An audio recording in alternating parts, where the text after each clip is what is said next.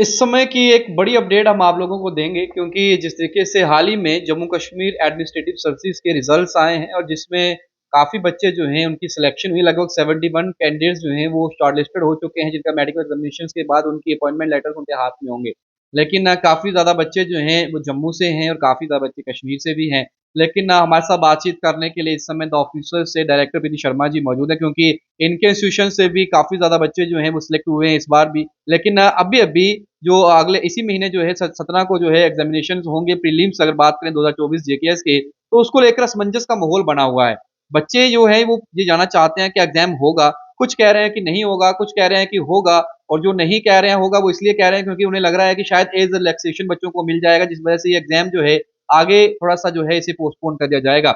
लेकिन वो बच्चे जो तैयारी कर चुके हैं वो कह रहे हैं कि अभी होना चाहिए क्योंकि हमने तो इतने महीने दिए हैं और हम पूरी तरह से तैयार हैं। लेकिन बातचीत करेंगे लेकिन सबसे पहले जो नतीजे आए हैं, इस बार जो रिज़ल्ट्स आए हैं, जिसमें हमारे जम्मू की बात करें तो टॉपर जम्मू से हैं और मैक्सिमम बच्चे जिन्होंने स्कोर किया है, काफ़ी अच्छे रैंक जो हैं इस बार बच्चों ने स्कोर किया और हाल ही में जो फर्स्ट अटेम्प्ट जिन बच्चों का था, वो काफ़ी ज़्यादा बच्चे इसमें देखने को मिले जिन्होंने फर्स्ट अटेम्प्ट में ही क्रैक किया है जेकेएस। बातचीत करने के लिए विधि जी हमारे साथ हैं। मैम सबसे पहले आपके इंस्टीट्यूशन को और आपकी पूरी टीम को ढेर सारी बधाई क्योंकि आपके इंस्टीट्यूशन से हर साल जब भी जेकेएस के रिज़ल्ट्स आते हैं, तो कई बच्चे जो हैं वो शॉर्टलिस्ट होते हैं, सेलेक्ट होते हैं और वो अपनी-अपनी जॉब्स अभी कर रहे हैं। यहाँ की फैकल्टी मैक्सिमम सेलेक्ट हुई है। आप किस तरीके से इन रिज़ल्ट्स को देखते जो अभी हाल ही में आए हैं, बाकी बात की बात बाद में करेंगे।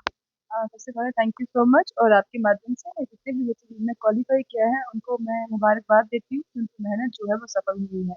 जहाँ तक बात रही हमारे इंस्टीट्यूट की तो हमारे इंस्टीट्यूट से हर साल काफ़ी बच्चे जो हैं वो सिलेक्ट होते हैं और हमारा सक्सेस रेट जो है वो बहुत हाई है। लेकिन इसके पीछे मेहनत जो होती है वो बच्चों की खुद की बहुत ज़्यादा होती है। कई बार मैंने देखा है मैं आपको एक एग्ज़ाम्पल देना चाहती हूँ सबा कृमानी मेरी स्टूडेंट रही हैं। लेकिन 2017 या 18 के अराउंड उन्होंने हमसे कोचिंग ली थी। लेकिन उसके बाद अभी तक वो कंसिस्टेंटली खुद जो है वो पढ़ती रही और मेहनत करती रही। तो ऐसे बच्चे जो हैं वो क्वालीफ़ाई करते हैं तो मुझे बहुत ज़्यादा अच्छा लगता है कि इतना पुराना बच्चा जो खुद अभी भी कंटिन्यूअसली अपनी पढ़ाई कर रहा है और अपनी मेहनत से जो है वो इस तरीके की सीट को जो है वो एक्वायर कर रहा है। जी, बच्चे क्योंकि हाल ही में बात करें तो यहाँ से भी जो नंबर्स ऑफ स्टूडेंट्स हैं वो काफ़ी ज़्यादा हैं। बच्चों से जब आपका इंटरेक्शन हुआ, किस तरीके का आपको लगा क्योंकि इस जब हमने भी 1-2 बच्चे का इंटरव्यू किया तो उन्होंने ये कहा कि फर्स्ट अटेम्प्ट में हमने जो है वो क्रैक किया है और इस बार स्ट्रेंथ ज़्यादा है जिन्होंने फर्स्ट अटेम्प्ट में ही क्रैक कर लिया है। तो इससे आप किस तरीके से देखते हैं कि अब क्या वो ट्रेंड चेंज हो रहा है? क्या बच्चे जो हैं वो ज़्यादा एफिशिएंसी या फिर स्मार्ट वर्क जो है वो दिखा रहे हैं जिस वजह से अब इस एग्ज़ाम को उतना जो है नहीं लग रहा है कि अब ज़्यादा अटेम्प्ट्स लगनेंगे, ज़्यादा टाइम लगेगा। फर्स्ट अगर 1 साल कोई देता है सिंसियरली और डेडिकेशन के साथ, तो वो इसे क्रैक कर सकता है। एक्चुअली में क्या होता है कि अगर हम बात करें फ्रेश का मतलब क्या है? सबसे इम्पोर्टेंट ये जो फ्रेशर बच्चा होता है वो कौन होता है? फ्रेशर बच्चा वो होता है जो शायद फर्स्ट टाइम इस एग्ज़ाम को देने वाला है। लेकिन उसकी प्रिपरेशन कब से चल रही है ये मैटर करता है। हुँ। कई बार बच्चे जो है वो 2 साल या 3 साल पहले प्रिपरेशन करते हैं और फिर आके एग्ज़ाम जो है वो देते हैं। लेकिन कई बच्चे ऐसे होते हैं जो 2-3 महीने प्रिपरेशन अभी हुआ होता है तो वो पेपर आके दे देते हैं और फिर वो कहते हैं कि वो अपने अटेम्प्ट्स को काउंट करने लग जाते हैं कि अब हम पुराने हो गए। तो कोई भी बच्चा अगर इस एग्ज़ाम के लिए पढ़ना चाहता है, कोई भी बच्चा इस एग्ज़ाम को क्वालीफ़ाई करना चाहता है, तो सबसे इम्पोर्टेंट है कि आपका 1 से 2 साल कम से कम आपकी प्रिपरेशन होनी चाहिए, अगर आप फर्स्ट अटेम्प्ट में निकालना चाहते हैं। लेकिन अगर आप साथ-साथ प्रिपरेशन के साथ-साथ एग्ज़ाम देते रहेंगे, तो ये गारंटी नहीं होती है कि एग्ज़ाम जो है वो क्वालीफ़ाई हो जाएगा। लेकिन अगर आप एक फुल फ्लेज्ड वे में अपनी प्रिपरेशन करते हैं, अपने 1.5 से 2 साल अपनी प्रिपरेशन में लगाते हैं और फिर एग्ज़ाम देते हैं, तो उसमें ये होता है कि ज़्यादातर चांसेस होते हैं कि बच्चा जो है वो क्वालीफ़ाई कर जाता है। मैम अभी असमंजस का माहौल बना हुआ है क्योंकि प्रीलिम्स 2024 की बात करें काफ़ी पास है और बच्चे असमंजस की स्थिति में इस वजह से हैं, कन्फ्यूज़न इस वजह से है क्योंकि कुछ डेलीगेशन जो है वो सीएम हाल ही में जो बने हैं उनसे मुलाकात कर चुका है और उनसे डिमांड कर चुका है कि आप थोड़ी-सी एज रिलैक्सेशन जो है हमें इसमें दीजिए। तो आपको क्या लगता है क्या एज रिलैक्सेशन मिलेगा बच्चों को? अगर मिलेगा तो जो बच्चे प्रिपेयर्ड हैं वो किस तरीके से इस टाइम को यूटिलाइज़ कर पाएँगे? क्योंकि गैप जब होता है बीच में तो कभी न कभी डाइवर्ट हो जाता है इंसान अपनी प्रिपरेशन से या फिर मोड से। तो वो किस तरीके से करें अगर एज रिलैक्सेशन नहीं मिलता है फिर भी वो बच्चे जो इसकी प्रिपरेशन कर रहे थे, चाहते थे सिलेक्शन मिलना चाहिए, उनको नहीं मिलता तो उन बच्चों के लिए क्या कहेंगे? सबसे पहली बात तो ये अभी तो बहुत कम टाइम रह गया लाइक अभी तो 10 दिन ही रह गए हैं मेरे ख्याल से 17 को एग्ज़ाम है। तो काफ़ी बच्चे गए थे चीफ मिनिस्टर उमर अब्दुल्ला से मिलने के लिए और मैंने सुना है कि अ, उन्होंने जो है वो मान लिया है कि हम एज रिलैक्सेशन परमानेंटली दे देंगे। लेकिन शायद बच्चे ये भूल जाते हैं कि ये यूटी है। यहाँ पे फाइनल जो कंसेंट होगी वो होगी गवर्नर की। तो एलजी जो हैं हमारे उनके पास ऑनरेबल एलजी जो हैं उनके पास फाइल शायद अभी पड़ी है या फिर वो जीएडी में पहुँच गई इसके बारे में मैं बता नहीं सकती बट हाँ, उनकी भी फाइनल डिसीजन जो है वो मैटर करता है। लेकिन जो गवर्नमेंट है हमारी चीफ मिनिस्टर उमर अब्दुल्ला के अंडर, उन्होंने रिलैक्सेशन के लिए जो है वो अप्रूव कर दिया है। तो आज भी तो कल जो है वो पिक्चर क्लियर हो जाएगी। लेकिन जो बच्चे अपनी प्रिपरेशन ऑलरेडी कर रहे हैं उनको कंटिन्यू रखना चाहिए, बिकॉज़ अगर आपको टाइम मिलेगा भी तो ज़्यादा से ज़्यादा महीना या 2 महीने का। तो इसीलिए आप अपनी प्रिपरेशन को कंटिन्यू रखिए, आप रूमर्स के ऊपर बिलीव मत कीजिए। जब भी कोई वैलिड इन्फॉर्मेशन आएगी तो ऑफिसर्स के पेज से हम सब बच्चों को जो है वो इन्फॉर्म कर देंगे। यानी कि अभी ये माना जाए कि चीफ मिनिस्टर जो है वो हामी भर चुके हैं, लेकिन असेंट जो है आखिरी जो है वो एलजी मनोज सिन्हा या फिर सेंट्रल गवर्नमेंट जो भी उन्हीं का अधीन है तो उसके थ्रू ही आएगा। एब्सोल्युटली काफ़ी डेलीगेशन जब गए थे तो चीफ मिनिस्टर उमर अब्दुल्ला ने उनको हाँ बोला था। देखो ये एक बहुत जेन्युइन चीज़ है, क्योंकि अगर आप देखेंगे तो बहुत सी जो स्टेट्स हैं, ऑलरेडी जो स्टेट्स हैं उसमें 47 सॉरी 37, 39, 40 इयर्स इतनी एज होती है हर जगह पे।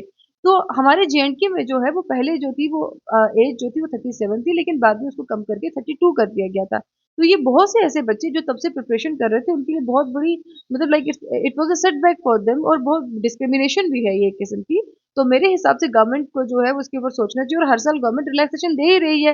लेकिन वो तब होता है कि जब बच्चे जाते हैं गवर्नमेंट को परस्यू करते हैं, रिक्वेस्ट करते हैं, फिर ये होता है। तो मेरे हिसाब से मेरी जो उमर अब्दुल्ला जो हमारे चीफ मिनिस्टर उमर अब्दुल्ला, उनसे ये रिक्वेस्ट रहेगी कि बच्चों के इस जेन्युइन कॉज को जल्द से जल्द एड्रेस किया जाए और परमानेंटली उनकी एज जो है वो फिक्स कर देनी चाहिए। कितना बड़ा ये प्लस पॉइंट रहेगा अगर ये रिलैक्सेशन मिलता है इस तरीके से। और हालांकि जम्मू कश्मीर पुलिस कांस्टेबल की रिक्रूटमेंट जो होने जा रही है उसमें भी बच्चे डिमांड कर रहे थे कि इसमें भी मिले। अभी हाल ही में जो इन्फॉर्मेशन मिल रही है कि 30,000 से ज़्यादा पोस्टें जो हैं सरकार ने जो है वो रेफर कर दी हैं जेके स्पेसिफिक को, आप इस पे रिक्रूटमेंट करवाइए, जिसमें फाइनेंस डिपार्टमेंट है, रेवेन्यू है, होम डिपार्टमेंट के Jammu Kashmir police sub inspector के भी रिक्रूटमेंट उसमें शामिल है।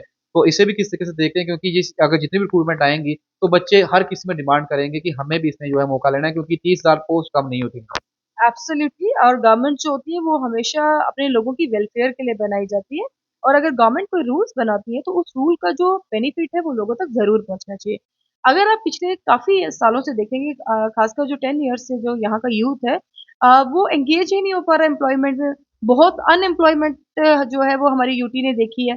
तो अगर अब गवर्नमेंट के पास पावर है कि वो एम्प्लॉयमेंट जनरेट कर सकते हैं, तो गवर्नमेंट के पास ये पावर भी होनी चाहिए और ये एक्यूमेंट भी होना चाहिए कि 10 साल से जो बच्चे ओवर एज हो चुके हैं उसमें उन बच्चों की गलती नहीं है। तो इसीलिए उनकी जो एज है उसको रिलैक्स करना चाहिए गवर्नमेंट को, किसी भी एग्ज़ाम के लिए, चाहे वो पीएससी एग्ज़ाम कंडक्ट करवा रहा है या जेकेएसएसबी। तो उनको ये ज़रूर इस पे इनिशिएटिव लेने चाहिए और एज रिलैक्सेशन ज़रूर देनी चाहिए बच्चों मैम को। आखिरी सवाल रहेगा, जो न्यू कमर्स हैं जो भी ग्रेजुएट हुए हैं या फिर जो 12th में आए, क्योंकि एक पीरियड रहता है उस समय बच्चा सोचता है कि मुझे कहाँ जाना है, वो अपने करियर को तलाशता है। तो उन बच्चों के लिए क्या मैसेज रहेगा अगर वो सिविल सर्विसेज एग्जामिनेशन देना चाहते हैं, चाहे वो यूपीएससी है, चाहे वो जेकेपीएससी है, या फिर किसी और स्टेट का या फिर कोई सेंटर का वो एग्जाम देना चाहते हैं बड़े लेवल पे, तो उन बच्चों के लिए क्या मैसेज रहेगा, किस तरीके से आप सिलेक्ट करें कि हमें यहाँ जाना है और यहाँ उनका मन हो, पेरेंट्स को क्या कहेंगे कि आप उन्हें किस तरीके से सपोर्ट करें? इस पे मैं आपको थोड़ा-सा टाइम लेना चाहूँगी, क्योंकि एक बहुत ट्रेंड मैं देख रही हूँ कि जब सिलेक्शन हो जाती है तो बच्चे कहते हैं हम अपने से पढ़ते हैं, हम खुद पढ़ के इस एग्ज़ाम को क्वालीफाई कर रहे हैं। तो मैं बताना चाहती हूँ इस एग्ज़ाम को, सिविल सर्विसेज़ के एग्ज़ाम को खुद पढ़ के कभी कोई क्वालीफाई नहीं कर सकता है। अगर वो ये बोलते हैं कि हम यूट्यूब से पढ़ रहे हैं तो यूट्यूब पे भी कोई टीचर उनको पढ़ा ही रहा है। तो ये बात आपको सभी बच्चों को ये ध्यान रखना चाहिए कि आप लोगों को मिसगाइडेड नहीं होना है। गाइडेंस इस एग्ज़ाम की सबसे इम्पोर्टेंट टूल है। चाहे वो गाइडेंस आप किसी ऑफलाइन इंस्टीट्यूट में जाके लीजिए या ऑनलाइन आप लीजिए, that is totally up to you कि आप क्या अफोर्ड कर सकते हैं। तो ये मान के चलना कि ये एग्जाम बिना गाइडेंस के क्वालिफाई होता है, ये मैं मान ही नहीं सकती हूँ। काफी बच्चे मेरे पास आते हैं और कहते हैं कि मैम हम तो ऑनलाइन पढ़ रहे थे। तो ऑनलाइन पढ़ाने वाला कौन है? ऑनलाइन पढ़ाने वाले टीचर्स हैं। दैट मीन्स किसी ना किसी की गाइडेंस की इसमें बहुत ज्यादा जरूरत है। और आप अपने अफोर्डेबिलिटी के हिसाब से अपने इंस्टीट्यूट्स को भी चूज कर सकते हैं। और प्लस आप अपनी अफोर्डेबिलिटी के हिसाब से, यानी कि आप ऑफलाइन पढ़ना चाहते हैं या ऑनलाइन पढ़ना चाहते हैं, मैं सब बच्चों से यही कहूंगी जो भी प्रिपरेशन कर रहे हैं वो एक प्रॉपर तरीके से प्रिपरेशन कीजिए, प्रॉपर गाइडेंस के अंदर जो है वो प्रिपरेशन कीजिए, क्योंकि टाइम निकल जाएगा और फिर आप रियलाइज करेंगे कि हमसे बहुत बड़ी गलती हुई है। तो guidance is very important. Okay ma'am, बहुत बहुत शुक्रिया आपका, आपने समय दिया और हमारे दर्शकों तक वो तमाम एक्सपीरियंस जो चाहते हैं कि सिविल सर्विसेज को किस तरीके से क्रैक करें, आपने वैल्यूएबल इन्फॉर्मेशन जो है उन तक साझा की। Thank you so much. तो विधि शर्मा जी हमारे साथ बातचीत कर रहे थे। इस समय हाल ही में ये केस के रिजल्ट्स जो हैं वो पब्लिश हो चुके हैं और 71 कैंडिडेट्स जो है उन्हें शॉर्टलिस्ट किया गया है मेडिकल एग्जामिनेशन के लिए, जिनकी पोस्टिंग जल्द ही हो जाएगी। और उसके बाद अब जिस तरीके से प्रीलिम्स पास है और एज रिलैक्सेशन मिलेगा नहीं मिलेगा, साफ तौर पर सरकार चाहती है मिले, लेकिन रिसेंट लास्ट में जो है एलजी मनोज सिन्हा देंगे, लेकिन देंगे या नहीं देंगे, पिक्चर जो है लगभग 24 घंटे के भीतर-भीतर क्लियर हो जाएगी, यानी कि 1 से 2 दिन के अंदर-अंदर हमारे सामने होगा। आज का पूरा दिन है और कल मॉर्निंग या फिर इवनिंग तक हमें अपडेट मिल जाएगा इस पर कि एज रिलैक्सेशन मिलना है या फिर नहीं मिलना है। लेकिन उमर अब्दुल्ला इसमें हामी भर चुके हैं, वो कह रहे हैं कि बच्चों को ये हक है और ये मिलना चाहिए। हालाँकि ये सरकार पहले से ही कह रही है कि हम युवाओं के साथ हैं और जो अनएम्प्लॉयमेंट है उसे खत्म करना है। उन्होंने अपने मैनिफेस्टो में ये लिखा था कि 1 लाख रोज़गार 1 साल के भीतर देंगे, लेकिन 1 साल के अंदर 1 लाख रोज़गार एक बड़ा चैलेंज है, लेकिन 30,000 उन्होंने अभी ही पोस्टें रेफर कर दी हैं, लेकिन जेकेएसएसबी के लिए बड़ा चैलेंज है, जेकेपीएससी के लिए बड़ा चैलेंज है, जो पोस्टें रेफर की गई हैं, उन्हें किस तरीके से और कैसे जल्द से जल्द जो है फास्ट ट्रैक तरीके से इन्हें जो है फुलफिल किया जाए, रिक्रूटमेंट करवाई जाए और उसमें बच्चों को जो है वो सेलेक्ट किया जाए। ये तो बाद की बात है, लेकिन अभी हाल ही में एज रिलैक्सेशन का इश्यू है, उस पर हमने बातचीत की है द ऑफिसर्स की, डायरेक्टर से, क्योंकि अच्छा इनका एक एक्सपीरियंस है, काफ़ी सालों से ये इस फील्ड में हैं, बच्चे काफ़ी ज़्यादा सेलेक्ट हुए हैं, हाल ही में भी इनके काफ़ी अच्छा परसेंटेज सक्सेस की अगर बात करें यहाँ पर रहा है और अब प्रीलिम्स में जब जा रहे हैं तो इनके भी इंस्टीट्यूशन से काफ़ी ज़्यादा बच्चे जो हैं इस बार प्रीलिम्स में बैठेंगे और जब वो पास होंगे तो तब भी हम बातचीत इनसे करेंगे, टाइम टू टाइम इनसे बातचीत करते ही रहते हैं। तो एज रिलैक्सेशन का बर्निंग टॉपिक है, उस पर क्या कुछ कहना था वो आपके समक्ष रख दिया है। वीडियो को शेयर करिएगा अपने दोस्तों तक, अपने फ्रेंड्स तक, ताकि उनको भी वैल्यूएबल इन्फॉर्मेशन जो है वो पहुँच जाए। तो रखे साथ ही शुभम लंगे परफेक्ट टाइमलाइन के लिए। जय हिंद।